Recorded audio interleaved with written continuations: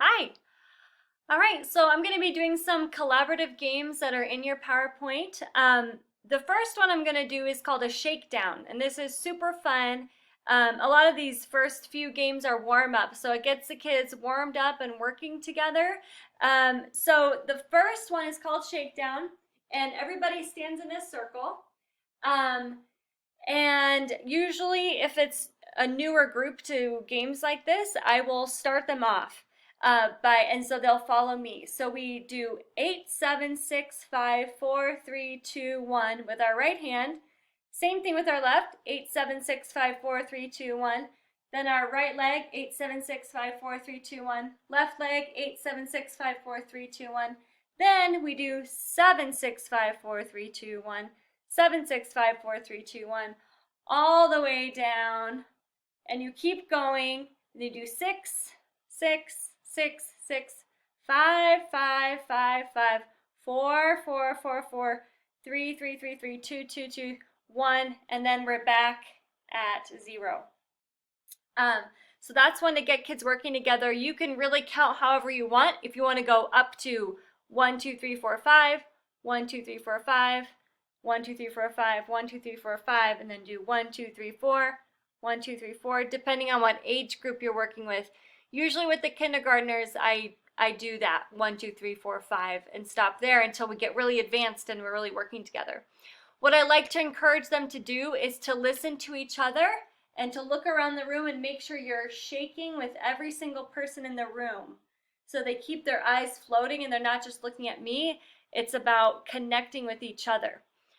For groups that are maybe in 4th or 5th grade, who've been doing it for a while, you can have them try to start together. So they all lift their hands at the same time and start together. But they can't talk about it. They just have to kind of feel the group and look around and make sure. And then the whole time they try to count together and shake together. So that's shakedown. Passing the clap is, again, we're in a circle. And I will look at somebody and we'll make really good eye contact and we will clap at the same time. And then this person will turn to the next person and do the same thing with them, clap at the same time. And they'll be clapping, clapping, clap, clap all the way around the circle till it gets back. So if they do get advanced with that, just getting it one time around, you can do it again. You can also send one this way and one this way and see if they can come back. The person who gets stuck in the middle, they usually have to receive one, then pass it, receive one, then pass it. So it's a fun game to do. Kids actually really like it, and it gets them working together for other work that they might do moving forward. Tongue twisters. I have a link in the PowerPoint to many different tongue twisters, and this just gets their motors working in their mouths and listening to each other, connecting their brain to what they're saying. It's good just to get them thinking about using their voice in different ways. You could have them do a really high voice or a really low voice when they do their, or if you're studying a book, have them do it in a certain character voice. So you might all know Peter Piper picked a peck of pickled peppers. That's one. Susie sells seashells by the seashore. That's another one. Another one is a big black bug bit a big black bear, made the big black bear bleed blue blood. That's a little weird one. Usually with the older kids I do that one. Movement also really helps. So asking the kids what kind of movement they would do to these tongue twisters. So putting movement together helps them to remember it more as well. Who started the motion? So I usually have kids all sit in a circle either in chairs or on the ground, and you could do either tapping or more fluid movements, but somebody taps And then they can tap a different part of their body, and a different part of their body, and a different part of their body, until everybody is following them. And then you send one person outside of the room, and they come back in not knowing who the leader is. And then that person has to guess who the leader is. So I have them use their peripheral vision, so they don't just stare at the leader. So we talk about different strategies, and it's a good group collaborative game, so they can think about how they can work together to not have the leader or not have the guesser guess who they are. And then the last one I want to show you is Soundscape. So again, all of the students are sitting in a circle, and if you're studying, let's say, the rainforest, you would have them think about a sound that is in the rainforest. So if possible, I have them close their eyes, and then when I tap them on the head or the shoulder, then they can make a sound that's in the rainforest. And then I go around and I tap each one of them. They can make a patter on their legs. They can use their voice. They can make an animal sound. And then you can get all the kids in, and then you can gradually turn them off one by one, or just turn some on and leave others off to get different effects. So you can use that in lots of different ways. Environments you're studying, books you're studying. So that's a really helpful game. These are collaborative games that use the whole group all the time. Okay, what I'd like to do is, I hope you know this book, Where the Wild Things Are. But if not, I'm just going to read it real quick. And then I want to talk about what the other activities are. So Where the Wild Things Are.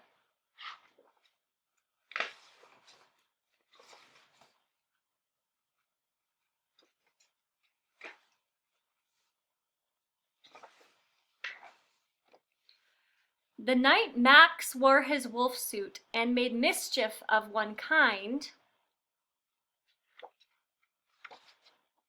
and another,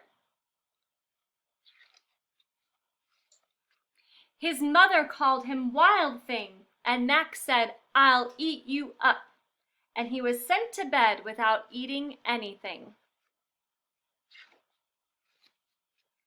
That very night in Max's room a forest grew and grew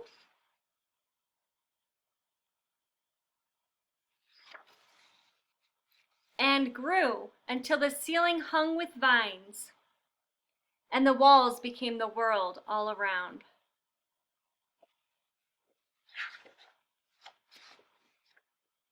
And an ocean tumbled by with a private boat for Max. And he sailed off through the night and day. And in and out of weeks and almost through a year, to where the wild things are.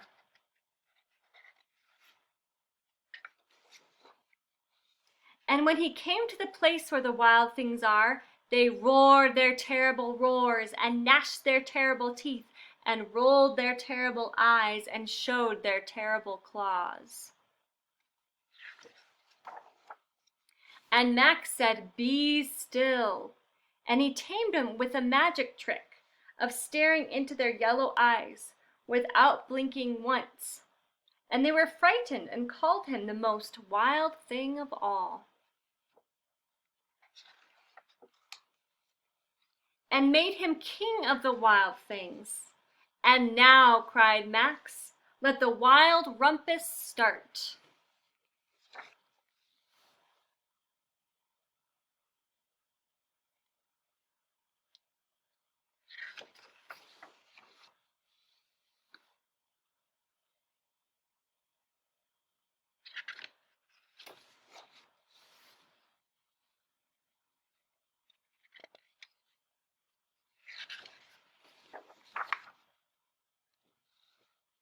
Now stop, Max said, and he sent the wild things off to bed without eating their supper.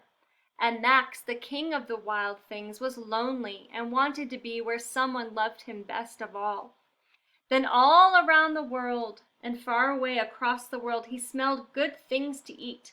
So he gave up being king of where the wild things are. But the wild things cried, "Oh, please don't go. We'll eat you up. We love you so." And Max said no. The wild things roared their terrible roars and gnashed their terrible teeth and rolled their terrible eyes and showed their terrible claws. But Max stepped into his private boat and waved goodbye and sailed back over a year and in and out of weeks and through a day and into the night of his very own room, where he found his supper waiting for him.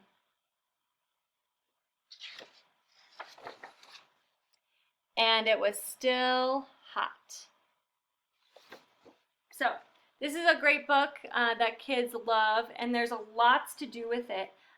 So one of the activities that I have in the PowerPoint are pantomime activities.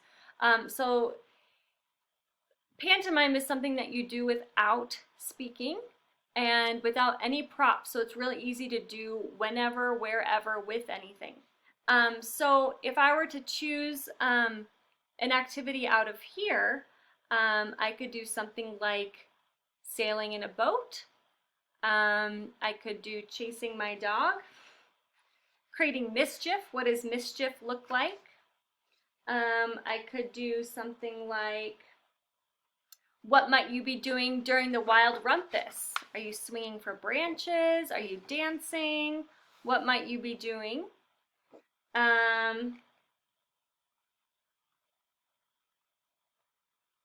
So there's lots of different options that you could do. So if we were to do the wild rumpus, you could do an activity, a pantomime activity called adding on, which is similar to part of a whole that we did last week. But adding on, so one kid would go up and they would start swinging on branches. And then once we know what they're doing, another student could come up and start adding something. Maybe he's juggling rocks for his wild rumpus. And once he knows what he's doing, maybe another kid comes up and adds on to swing on branches. So we have two kids until there's many students up doing the wild rumpus. You could also do riding in a boat. So everybody gets in the boat and they have a part. Something that I like to encourage kids to do is be really specific with their hands. How big are things in their hands? How heavy? So if sailing the boat, if it's really windy, you can show what's in your hands. Are they hanging on to something? Are they hanging on to the edge of the boat? How are they showing with their body, with their face, what they are doing? Guided dramatic play is something you could either do before you read a story, during, or after. It's really any time. But let's say we hadn't read this story yet and you want them to explore the environment of the forest. So maybe you want to have them walk around the room and bring them through a forest. What does it look like? Is it dark? Show with your face, show with your body. Are you behind a tree? Is it cold? What kind of animal are you? You could also maybe do a guided dramatic play of a little boy who creates mischief and then gets in trouble. How does he feel about that? So kind of bringing them through aspects of the story before you read it. You could also do it after. Something you could also do is, just as I read the story, you could actually have them act it out in that moment. I find though that a lot of times the kids just want to sit there and look at the pictures before. So you could either read it and then have them get up and act out different parts of it, or you can just read it and then they can act out the story with their own imagination, and then you can bring it back and show them what it actually looks like. Games with props. So you can use